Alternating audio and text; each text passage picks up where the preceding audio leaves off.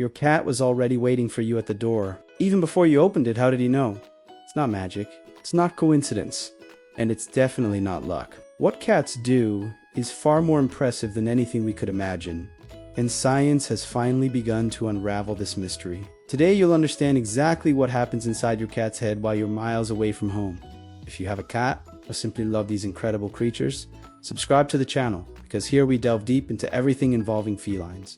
You arrive home after a long day, you're still on the stairs, the key hasn't even reached the lock, and when you open the door, there he is, your cat, sitting right in front of the door, as if he knew the exact time of your arrival, as if he had marked it on the calendar. And then you think, he waited all afternoon like this? Probably not. But what happens in the minutes before you arrive is something fascinating that mixes biology, instinct, and a sensitivity that humans simply don't have. But before we get into the details, I need to ask you a question. Have you noticed that this doesn't always happen the same way? Sometimes your cat is at the door, sometimes it's sleeping on the sofa and barely lifts its head. This inconsistency is already the first clue that what's happening is much more complex than it seems. Let's take it step by step. The problem with the easy explanation, for a long time, the most common answer to how your cat knows you're coming home was simple: routine. People said that cats learn their owner's schedules, that they have an internal clock, and that they simply know the right time. This explanation seems reasonable, but it has a huge problem. What if you come home at different times every day? What if you work variable shifts? What if you spent the afternoon in a completely different place from your routine, and yet your cat was still there waiting at the door? Some people have done this test. They came home at random times, without any pattern, and the cat was still there. So, routine explains part of the story, but it doesn't explain everything. And it's precisely this part that routine can't explain that's the most interesting. The senses we underestimate so much. Let's start with the obvious, because even the obvious here is impressive.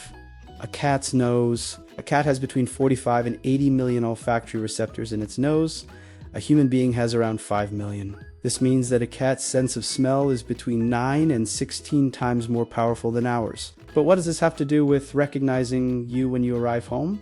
It has everything to do with it. Your scent isn't just on you. It's on everything you touch. It's on the clothes you left in the room, on the pillow, on the sofa where you sit every day. And when you start to approach home still outside, still on the street, particles from the external environment begin to enter through the crack in the door, through the slightly open window, through the circulating air. The cat begins to pick up minimal variations in the air. Things that don't exist for us are concrete information for them. Now add that to something else. The cat recognizes the specific smell of your car, your bicycle, your shoes hitting the hallway floor. It associates these smells with you. And when they appear, even if you're still in the elevator, the cat already knows. Hearing that, here's what you don't hear. Here, things get even more interesting. Cats can hear frequencies far beyond what humans can perceive. The human hearing range goes up to about 20,000 hertz. A cat's reaches 64,000 hertz. More than that, their ears move independently, being able to rotate up to 180 degrees to capture sounds from different directions at the same time. It sounds like something from a laboratory animal, but it's your ordinary cat sleeping on the sofa. Now think about this. You have a specific way of walking. Your steps have a rhythm, a weight, a cadence that is different from any other member of your household. The sound of your shoe's sole on the hallway floor is different from the sound of your neighbor's shoe. The sound of your key in the lock has a different sequence than the key of the person who lives next door. Your cat has learned all of this. It wasn't conscious learning, of course. He didn't sit down and decide to memorize your footsteps. But over Chimi living with you, his auditory system associated these specific sounds with your presence, your arrival, food, affection, comfort. And when these sounds appear, even if they are sounds you don't even realize you're making, the cat wakes up, orients itself towards the door, and goes there. The internal clock that no one expected to be so precise. Even if we dismiss routine as a complete explanation, it still plays an important role. And science has a nice word for it: circadian rhythm. All mammals have an internal biological clock. Cats are no different. But what's fascinating is that this clock doesn't just work based on light and darkness. It's also calibrated by repetitive behaviors around the animal. If you arrive every day at roughly the same time, and every time you arrive, the same sequence of events happens, you open the door. Put the keys on the hook. Fill the food bowl. The cat learns this sequence as a block of time. It doesn't know it's 6:30 p.m., but it knows that the owner Ahivi's moment is approaching. Researchers have documented cases where cats begin to get agitated and move toward the door up to 30 minutes before their owner arrives, without any visible external clues. Their biological rhythm was calibrated to the human's routine so precisely that it seemed supernatural. It was simply a very well-adjusted clock. What happens when the routine breaks? Here's one of the most curious things about this whole story. When the owner's routine changes, the cat's behavior also changes, and not in the way we would expect. Let's suppose you normally arrive at 6 p.m., but today you're going to arrive at 10 p.m. Observational studies with cameras inside homes show that cats begin the waiting behavior at the usual time, stay for a while at the door or window, and then give up. They go back to where they were. When you finally arrive outside of the usual time, some cats don't even get up immediately. It's as if the owner arrival alert system has been switched on and off. And now the cat needs to reprocess the environmental cues to confirm. Is it really him? This shows that the internal clock functions as a first layer. Sensory cues, smell, sound, vibration function as a second layer of confirmation. The two systems work together. Vibrations your cat's paws feel before you arrive. This is something many people don't know, and it's one of the most surprising facts about cats. Cats' paws are extremely sensitive to vibrations in the ground. They have receptors in the plantar region that detect subtle movements that no human being could feel. This system exists for evolutionary reasons in nature. Feeling the vibration of prey or a predator moving can be the difference between surviving and not surviving. But inside the house, this system is repurposed. When you are climbing the stairs of a building, or walking down the hallway of your floor, you are generating vibrations that propagate through the floor, the building structure, the floor of your house. For you, it's total silence. For the cat lying on the floor of your apartment, it's like a warning. Your way of walking, your weight, the rhythm of your steps, all of this creates a vibration pattern that the cat has already learned to associate with you. And when this pattern appears, even before any smell or sound arrives, the cat already begins to move. The experiment that tried to prove telepathic communication and proved something else in the 1990s. Biologist Rupert Sheldrake conducted a series of experiments that became famous, somewhat controversial, and much discussed. He asked pet owners to film their pets while they were away from home, while he simultaneously filmed the owners. He wanted to see if there's any correlation between the moment the owner decided to return home and the animal's behavior. The results were strange in many cases.